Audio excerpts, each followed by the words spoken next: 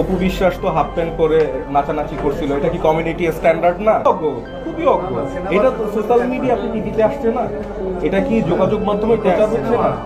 সিনেমাতে সব মাপ।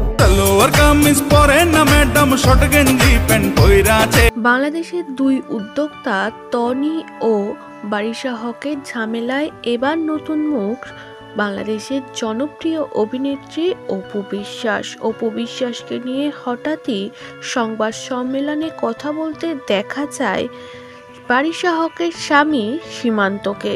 সীমান্তকে বলতে শোনা যায়, সিনেমাতে কি সবই মাপ, আর আমার বউ যাই পড়বে সেটি নিয়ে কন্ট্রোভার্সি তৈরি হবে। টনিকে নিয়ে সংবাদ সম্মেলন করেছে বারিশা হক ও তার স্বামী। বারিশা হককে সাংবাদিকরা বলে তিনি ছোট ছোট পোশাকে সমাজকে নোংরা করছে। এই উত্তরে এক্সাম্পল হিসাবে বারিশা হকের স্বামী অপু বিশ্বাসকে প্রেজেন্ট করে। অপু বিশ্বাস তো হাফ প্যান্ট পরে নাচানাচি করছিল, এটা কি কমিউনিটি স্ট্যান্ডার্ড না? খুবই অজ্ঞ।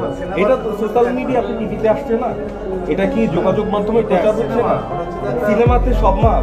এবার নিজের বউয়ের সাথে অপু বিশ্বাসকে তুলনা করে মহাবিপদে সীমান্তকে ধুয়ে দিলেন অভিনেত্রী অপু বিশ্বাস।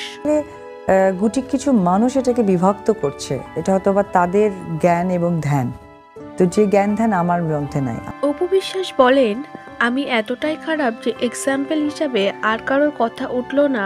অভিনেত্রী সেই অপু বিশ্বাসকে ধরেই টানাটানি করতে হলো। বারিশা হক আর কাউকে পেল না উদাহরণ হিসাবে।